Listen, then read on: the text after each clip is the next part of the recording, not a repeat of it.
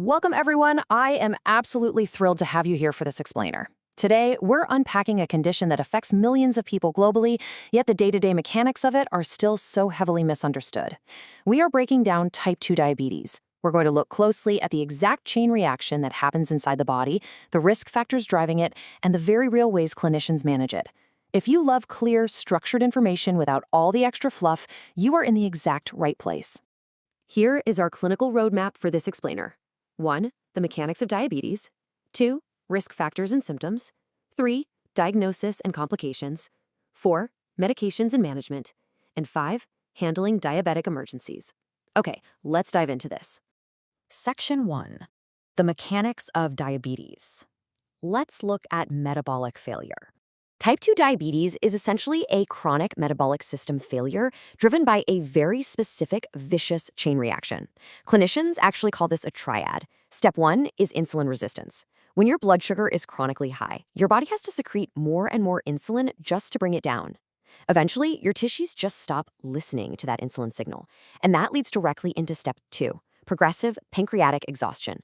The beta cells in your pancreas are forced to pump out massive amounts of insulin to achieve the exact same effect. Because of this relentless overdrive, they eventually start to fail, which brings us to step 3, a relative insulin deficiency. You simply cannot produce enough to keep up with the body's demand.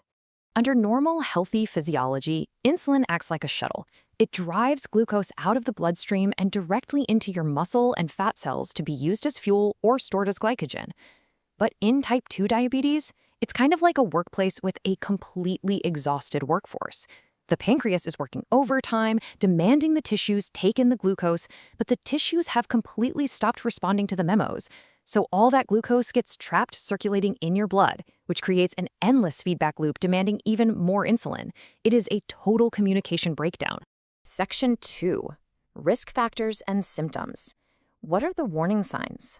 We usually view risk through a divided lens. First, you have your non-modifiable risks. These are things you absolutely cannot change. Getting older brings a natural decline in function, a strong family history, being of African descent, or a history of gestational diabetes during pregnancy. These are all powerful fixed factors.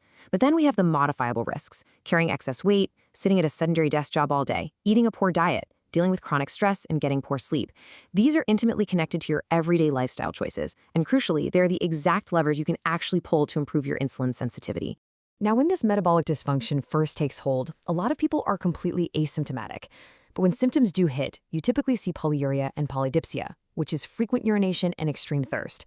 You'll see fatigue, blurred vision from early retinopathy, and recurrent infections that just won't heal. But I really want to highlight that last point, unintentional weight loss. It's actually a major red flag for advanced disease. You might be thinking, hey, isn't losing weight always good for diabetes? Actually, scratch that. Unintentional weight loss means your insulin production is so low that glucose isn't entering your tissues at all, leading to severe caloric wasting. Your body is essentially starving while swimming in a sea of glucose. Section 3. Diagnosis and complications. How do we measure the severity? Pinning down an accurate diagnosis comes down to specific numerical thresholds. An HbA1c above 6.5% is generally considered the gold standard. HbA1c is a highly useful metric because it doesn't just show a quick snapshot. It acts as a 3-month summary of how well your body has been controlling glucose. We also look at a fasting glucose of more than 7 or a random glucose of more than 11 coupled with actual physical symptoms. Or an oral glucose tolerance test showing a spike above 11 2 hours after a glucose drink is highly suggestive of the disease. So what happens if these diagnostic numbers stay high? It leads to chronic, low-grade vascular inflammation. That high blood sugar acts literally like sandpaper on the inside of your blood vessels. This manifests in 2 main ways. First, microvascular complications. This destroys your tiny vessels, causing retinopathy and blindness, nephropathy leading to chronic kidney disease, and neuropathy, that painful tingling and nerve death in the extremities.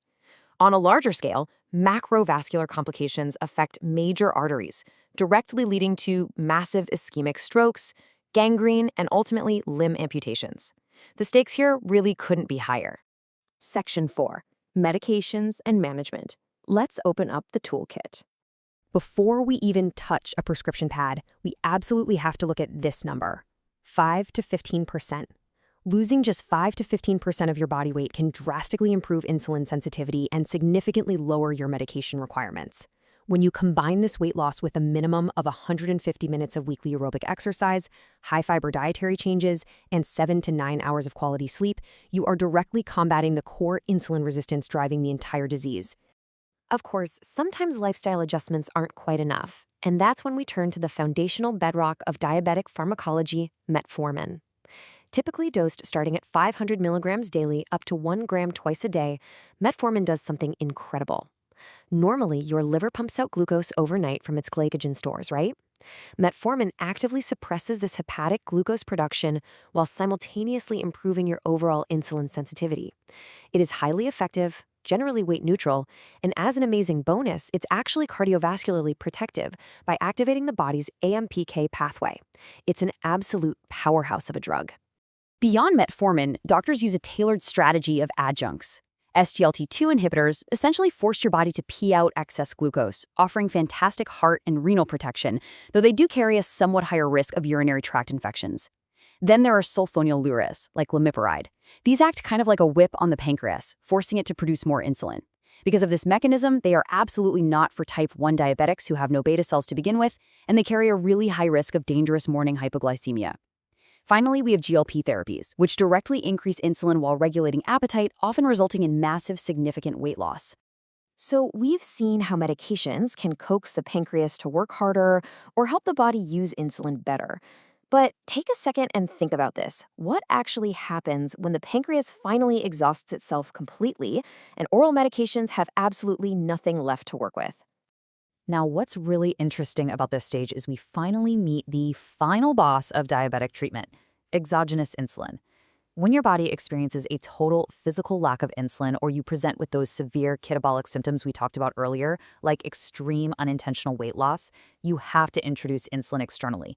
Because insulin is highly anabolic, and here's a fun fact, it's actually why some bodybuilders use it around their training windows. It acts immediately to reverse that dangerous wasting state and bring glucose levels crashing back down into a safe range. But insulin isn't a simple one-size-fits-all solution. It is highly tailored to a patient's routine. Long-acting insulins, like glargine, provide a steady baseline over 24 hours to hit those fasting glucose targets. Short-acting insulins are calculated to cover the exact spike from a specific meal. And for patients who have rigid schedules or just want fewer injections, a combination basal bolus mixes both into a single shot, usually timed right around their largest meals of the day, like breakfast and supper. Section 5. Handling diabetic emergencies. Let's look at the critical scenarios. In acute care, the two major crises are DKA and HHS. Diabetic ketoacidosis, or DKA, presents with blood glucose over 25, ketones in the urine, and severe acidosis. Treatment requires super aggressive hydration, up to 4 to 6 liters of fluids, and careful insulin infusions. But there is a massive medical caveat here. Insulin forces potassium back into cells. If you don't carefully monitor and replace a patient's potassium first, giving them insulin could trigger a fatal heart arrhythmia. On the flip side, we have HHS, characterized by massive dehydration and glucose levels so high they are often completely unreadable by standard meters. It's less common than DKA, but it carries a significantly higher mortality rate due to the extreme osmolarity of the blood. The total opposite emergency is severe hypoglycemia, where blood glucose plummets below 4. The medical response here is deeply chronological and has to happen fast. If the patient is conscious, you immediately give them 15 to 20 grams of fast-acting oral simple carbs. If they're unconscious and you have IV access, you push 50 milliliters of 50% dextrose directly into the vein. But if they're unconscious and you cannot get an IV, you have to adapt instantly. You can inject 1 milligram of glucagon into the muscle, or, incredibly, you can smear powdered dextrose directly onto the buccal mucosa, the inside of their gums and cheeks, because glucose absorbs straight through those thin tissues into the bloodstream incredibly fast. Which brings us perfectly to our final takeaway. Prevention and early intervention are infinitely easier than treating established complications. Bringing an early HbA1c down from 8% to a safe 6% through simple lifestyle choices and metformin is a very manageable journey.